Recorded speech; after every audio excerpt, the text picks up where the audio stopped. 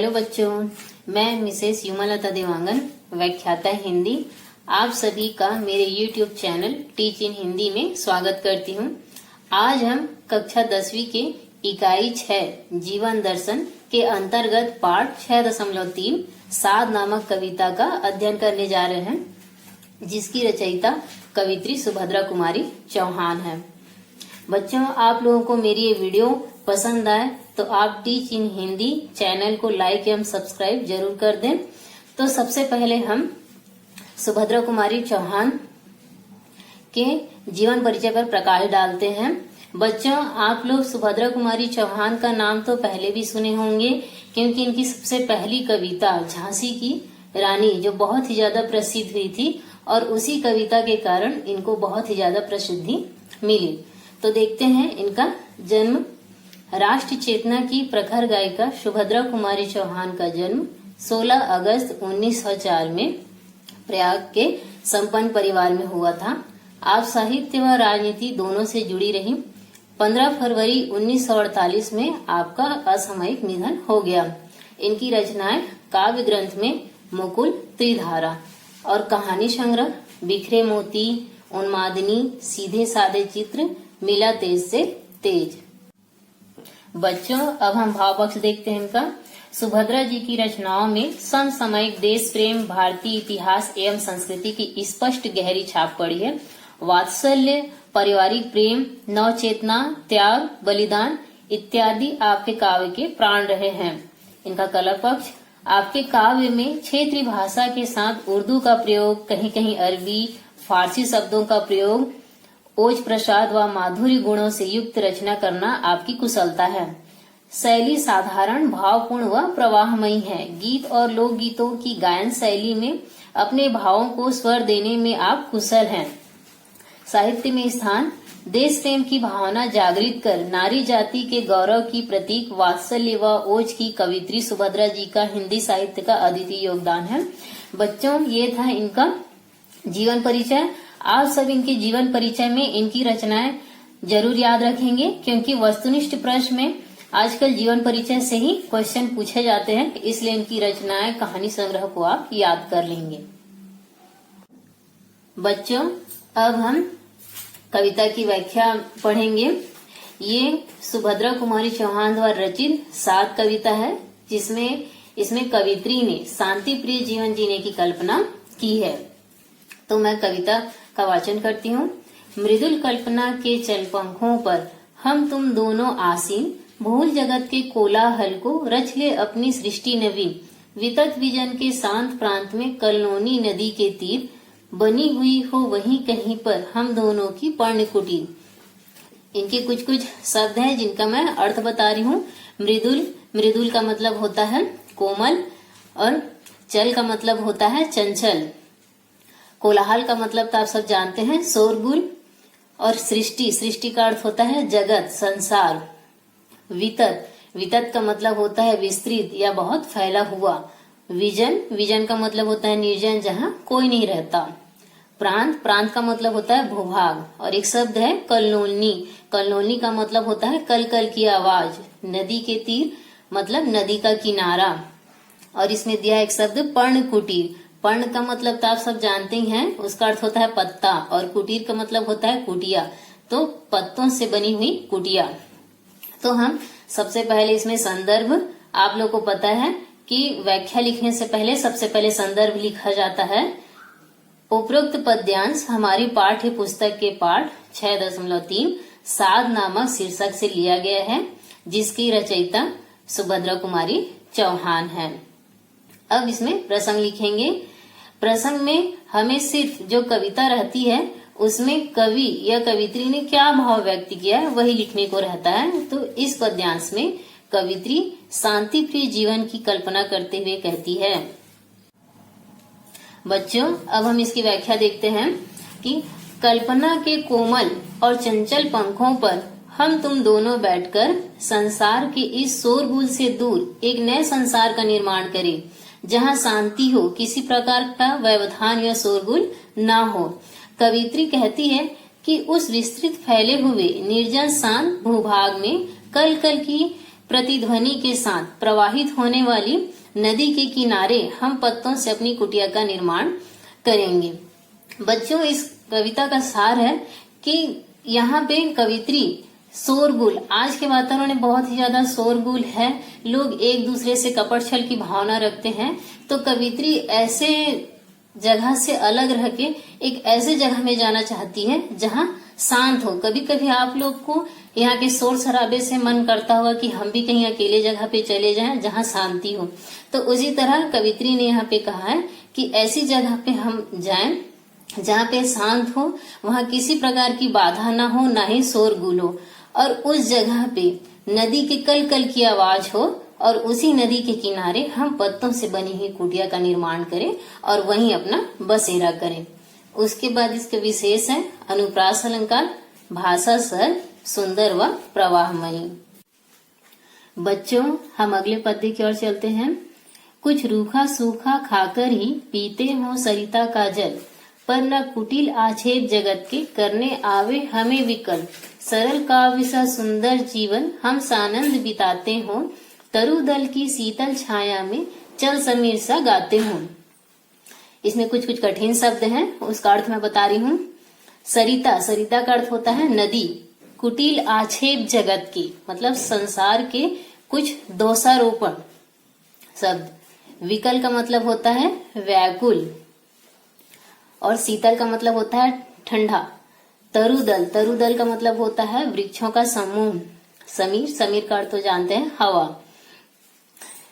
आपका संदर्भ तो पहले जैसा ही रहेगा। अब इसमें प्रश्न, इस पद्य में सुभद्रा जी ने संतोषप्रद जीवन जीने की प्रेरणा दी है।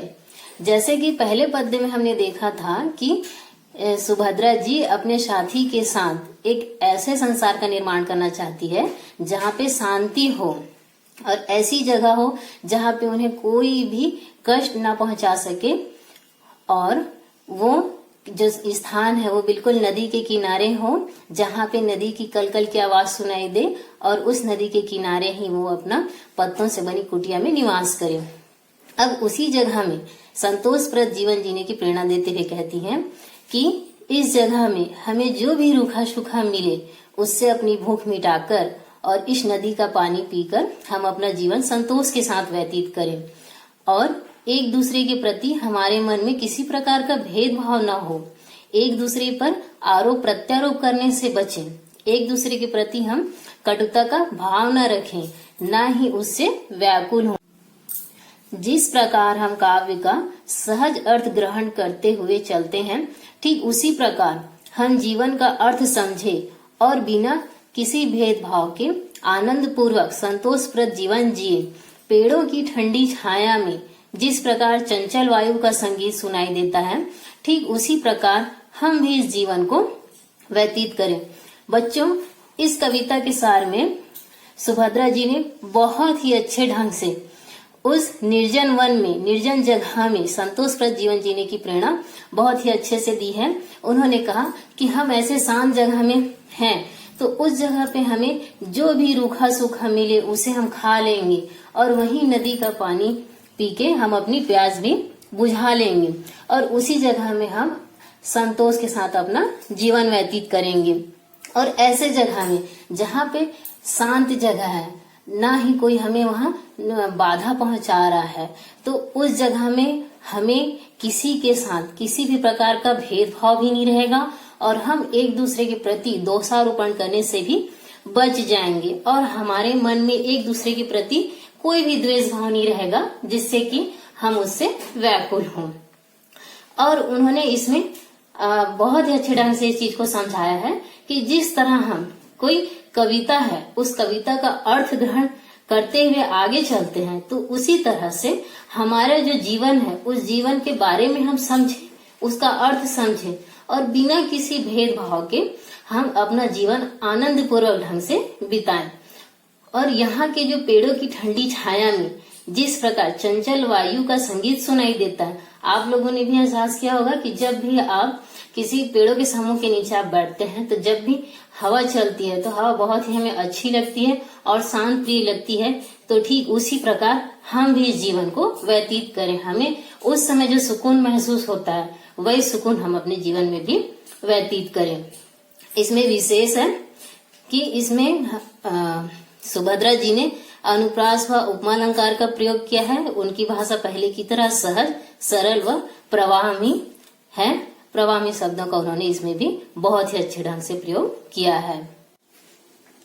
अब हम अगले पद्य की ओर चलते हैं।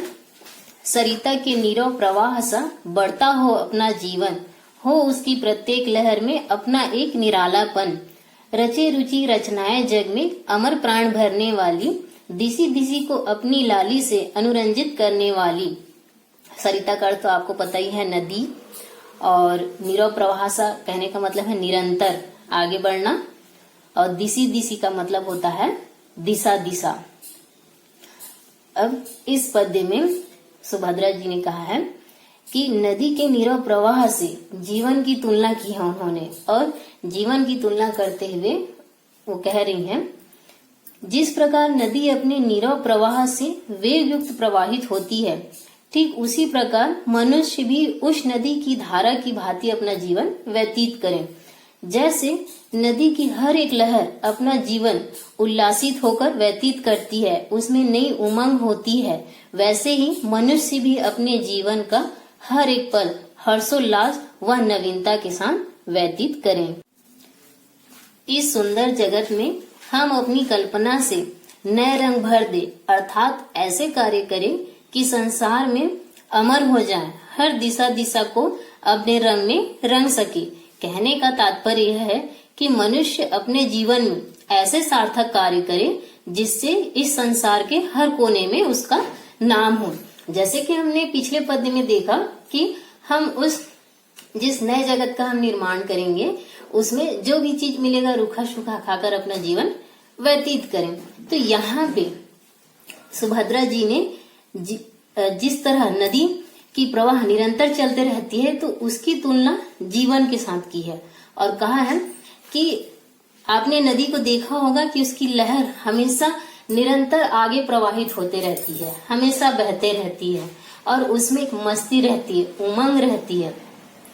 उसी तरह सुभद्रा जी कह रही है कि हम भी अपने जीवन में हर्षोल्लास के साथ आगे बढ़ते रहें और उसी तरह से अपना जीवन व्यतीत करें और हम अपने जीवन में एक नयापन लाएं।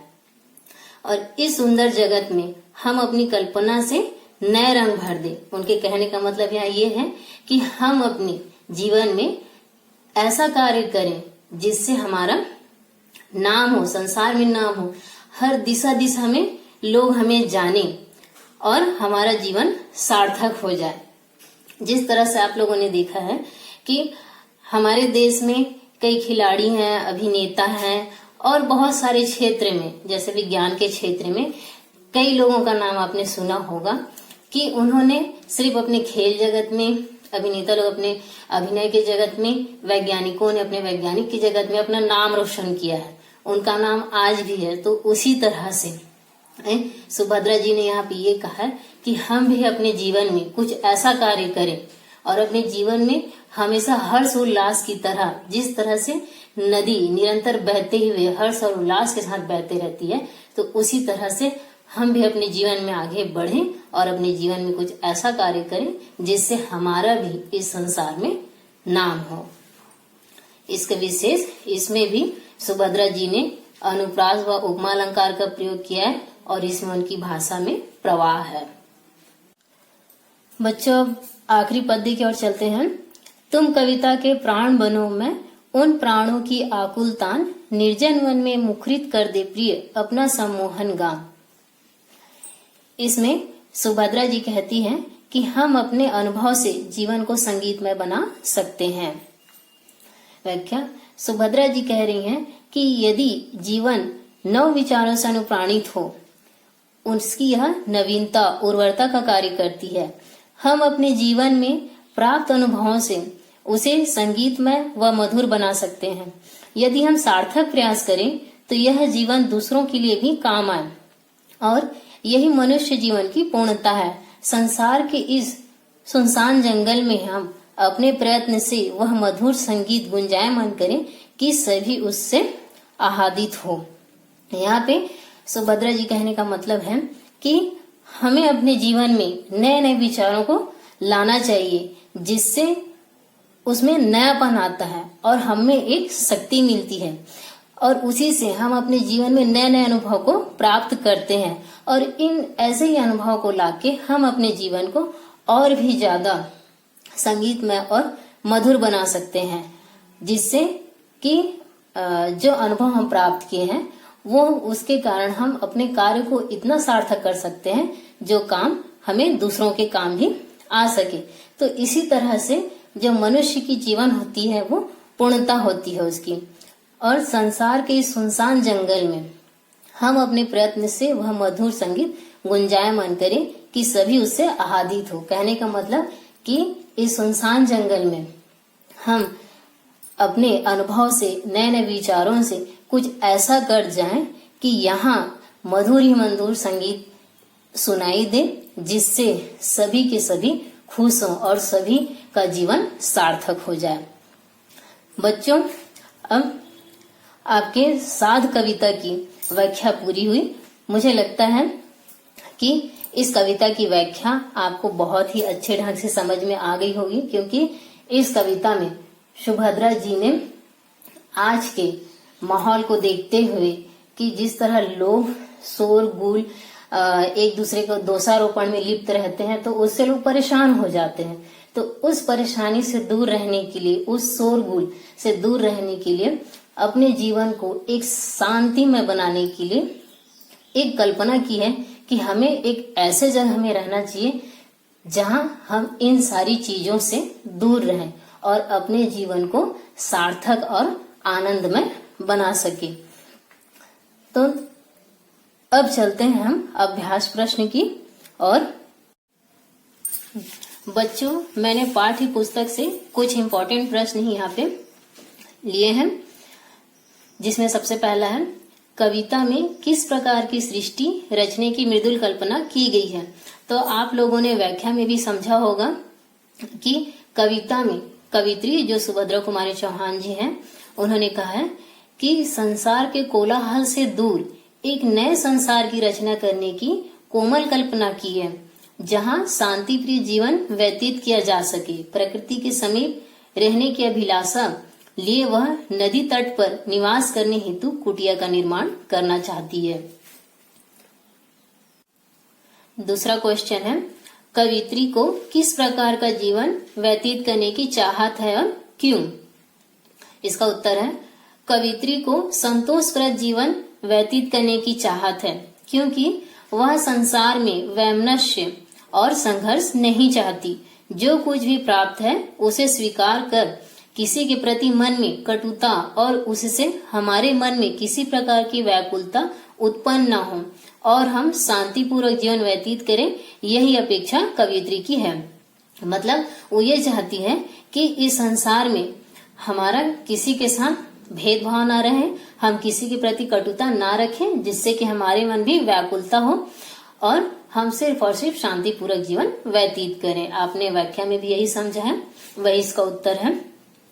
तो इस पाठ की कविता की व्याख्या और इस अभ्यास प्रश्न को आप स्क्रीन से पॉज करके नोट कर सकते हैं और परीक्षा के लिए तैयारी कर सकते हैं। इस पाठ से आपको किसी प्रकार का डाउट हो तो आप cgschool.in में अपना डाउट शेयर कर सकते हैं।